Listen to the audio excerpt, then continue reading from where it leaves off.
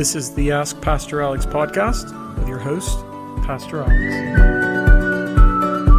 All right, welcome back, everybody. We are here with another episode and another question. And the question for this episode is, do modern Bible translations remove Bible verses? And this is a really good question. It's also incredibly relevant because recently I've been seeing a graphic go around on social media, and it goes around every couple of years, but basically on the left side of this graphic, there are verses from the King James Version of the Bible. And on the right side, the graphic shows modern translations of those verses. And the claim is that the modern translations have removed verses from the Bible or changed verses in the Bible. And the graphic goes on to warn Christians to be aware of this as they are choosing a translation. There's even a claim that modern Bible translations are owned by corporations with a hidden agenda, and that's the reason they're actually removing verses or changing verses. And this question is also relevant because I had someone from my small group at church send me the graphic and ask what I knew about this issue. And so I figured it was time to address this issue and ask the really important question, do modern Bible translations remove Bible verses or change Bible verses? And simply put, the answer is no, they do not. And so then really the question becomes, well, why are some verses missing from modern translations and why are some verses changed? And it all has to do with the Greek manuscripts that are used during translation. What you'll notice when you see this graphic or hear this claim is that modern translations are always compared to the KJV or the New KJV. The KJV has a rich history, the King James Version, and has played an important role in the life of the church. It was the Bible for centuries. And that's not to say that it's perfect. In fact, no translation is a perfect translation. But it is to say that the KJV is important and has played a key role in the life of the church for centuries. That being said, the King James Version does not utilize the same manuscripts that modern translations use when they make their English versions today. The translators of the King James Version use something called the Textus Receptus, which is just Latin for the received text. It was a series of printed Greek texts based primarily on the Byzantine-type texts, which were the most prevalent Greek manuscripts of the New Testament during the medieval period. Now, before you start tuning me out, okay, I know that that's a lot of technical jargon that you might not understand. So let me simplify it for you. All of that was a very technical way of saying that the translators of the KJV used the best and most prevalent manuscripts that were available to them at the time of translating the KJV. Now, obviously, the most important phrase there is best and most prevalent at the time. Because you see, while they did use the best and most prevalent manuscripts that were available to them at the time, those manuscripts are not the best ones we possess today. You see, here's the big issue when translating the Bible. We don't have the autographs. The autographs mean the originals. So we don't have any of the original manuscripts from any of the books of the Bible. The originals were lost over time, but basically what happened is when the originals were written, especially with regard to the New Testament, that book of the Bible, whatever book it was sent to a church. And then upon receiving that letter or that gospel, the church would make a copy, and then they would send it to other churches. And then that church would make a copy, and they would send it to other churches, and so on and so forth. But then the first and second copies were lost too. And so basically what we have are copies of copies. Now, don't let that discourage you because our copies match to a degree of 99% accuracy, with the overwhelming differences between them being inconsequential. Things like a different spelling of the same word or a misspelled word or a grammatical error. So it's not like we have copies of copies and they all disagree with each other. No, there's 99% accuracy and agreement amongst all of our copies. So basically, here's what happened, right? The KJV translators, they used the Textus Receptus for their translation, but the manuscripts of the Textus Receptus were all very late manuscripts,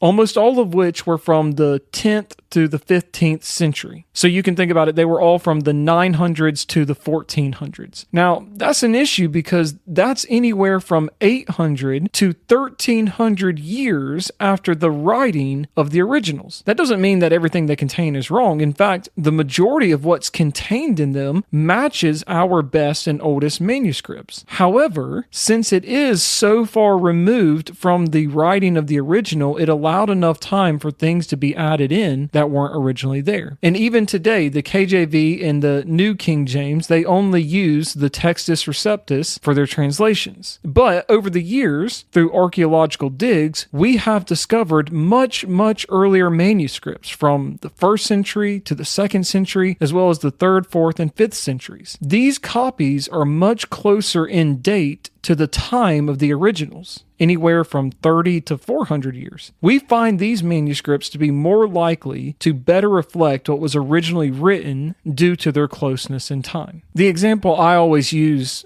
for this issue to help people understand it is of the Declaration of Independence. The Declaration of Independence was written in 1776. So let's say that a copy or copies were made, and then the original and the earliest copies were lost. However, let's say that we found a copy dated 1876, and then we based everything we know about the Declaration of Independence on that 1876 copy. But then, let's say that later we discovered copies of the Declaration that dated 1780, and those copies disagreed with the 1876 copy that we had all come to know and love. Well, the question we're faced with at that time then is, which one is more likely to reflect the original? The copy that was written 4 years after the original, or the copy that was dated 100 years after the original? Well, I think we would all agree it's probably the one that was written closer in time, right? Well, that's how it works for the New Testament Greek manuscripts. We believe that the manuscripts with an earlier date are more likely to reflect what was originally written. Over the years, as we have found these earlier manuscripts, we have found that they do not contain many of the verses that are found in the much later manuscripts. In fact, they're not found in any of the hundreds and thousands of manuscripts that we have until the 10th century. Therefore, we conclude that these things were added and not originally part of the Bible. This is why modern translations differ from the KJV. You see, it's not that modern translations have removed verses, it's that the KJV added verses that were never meant to be there in the first place. Now, don't misunderstand what I'm saying here. This was not a malevolent act by the translators. In other words, the translators of the KJV, they were not just making up Bible verses and putting them in there. They were using the best manuscripts available to them at the time. But they didn't have the best manuscripts that were available to us today. In fact, if they had had those manuscripts, they would have never put verses that didn't belong in the Bible in the first place. However, the reason modern translations differ from the KJV is because modern translations use all of the manuscripts we have ever found, whereas the KJV only uses the manuscripts from the Textus Receptus, which were again from the 10th to the 15th century. Modern translations also do a great job of addressing this issue. If you have a modern translation, you can open up your Bible and you'll see how they handle this. You'll often notice that they'll put a footnote in there to explain why a verse number is missing, and they'll say this verse, while it might appear in the KJV, does not appear in the earliest and most reliable manuscripts. They often will also put brackets before passages that are not found in the earliest and most reliable manuscripts to let you know that what you're about to read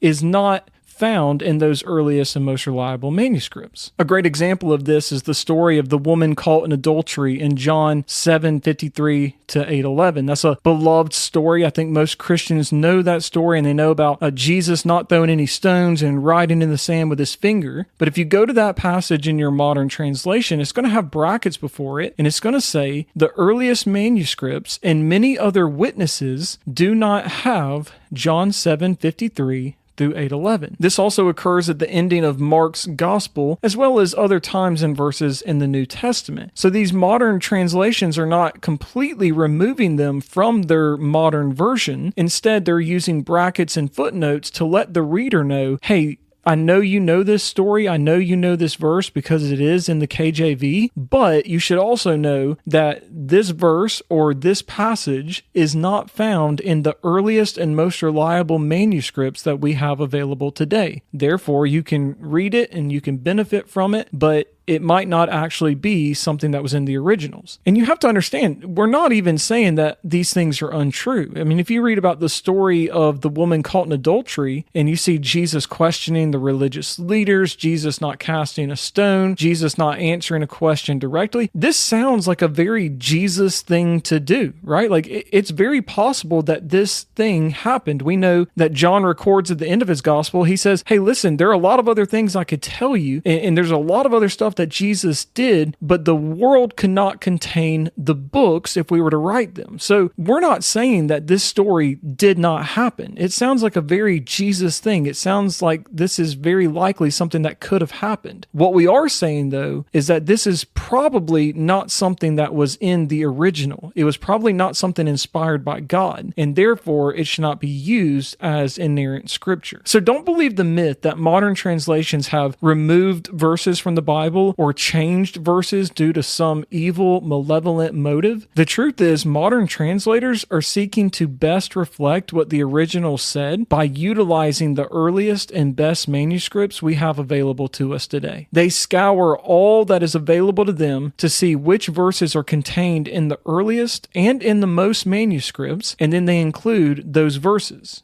They also include verses not found in the earliest and best manuscripts, but add brackets and footnotes to let us know that. The King James Version and the New King James Version do not use any of the manuscripts that we have found since its writing. They only ever and will only ever use the Textus Receptus, which again only contains manuscripts from the 10th to the 15th century.